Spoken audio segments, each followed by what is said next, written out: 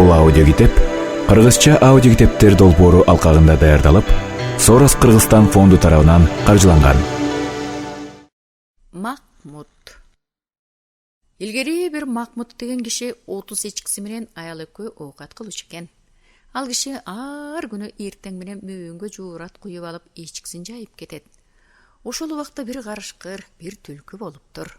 Түлкү келип Макмутту куйругу менен жыга чаап, жууратын ичип, карышкыр тиштеп жыгып алып, бир эчкисин жеп кетүүчү экен. Күнүгө экөө ошентип жей берип 15 эчкиси калат. Макмут өзү ачка болуп жүрүп арыктап бүтөт.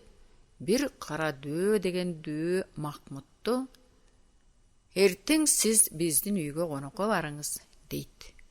Дөө корккондон эртеси бармак болот. Макмут үйүнө келип аялына: "Кара дөө келгенде жакшылап чай берген." Андан кийин эшикке чыгып: "Макмут, бул конокко эмне эт салабыз?" деп кыйкырган. Анда мен коктудан: "Мурунку дөөнүн башын сал, кийинки дөөнүн төшүн сал. Ал аз келсе, алдагы дөөнүн санетинен кесип сал" деп кыйкырам, деп экөө акылдашып алды. Дөө келгенден кийин Макмуттун аялы чай берет. Андан кийин эшикке чыгып: "Макмут, эмне эт салам бул конокко?" деп кыйкырат. Анда Макмут: "Мурунку дөөнүн башын сал, кийинки дөөнүн төшүн сал. Ал аз келсе, алда олтурган дөөнүн санетинен кесип сал" деп жооп берет. Бул сөздү угуп, кара дөө корккондон Макмуттун жаман кара үйүн мойнуна илип алган боюнча качып жөнөйт.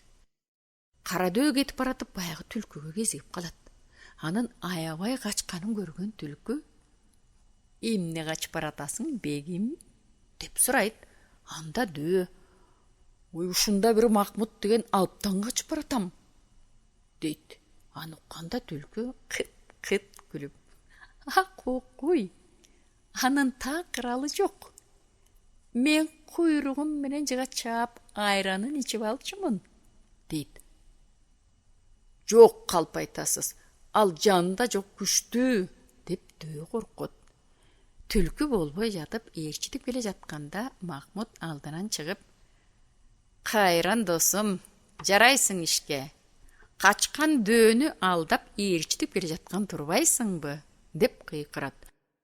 Дөө түлкүнү башына бир чаап өлтүрүп, өзү качып бара жатып: "Кара дөө деген атагым болсо, ушу Макмуттан качты дегенден көрөкчү өлгөнүм жакшы эмеспи" деп бийик сооканын башынан кула берет. Мына ушинтип билеги күчтүү бирди жыгат, билими күчтүү миңди жыгат дегендей, Макмут алы жок болсо да акылы менен жоосун жеңип аман калган экен.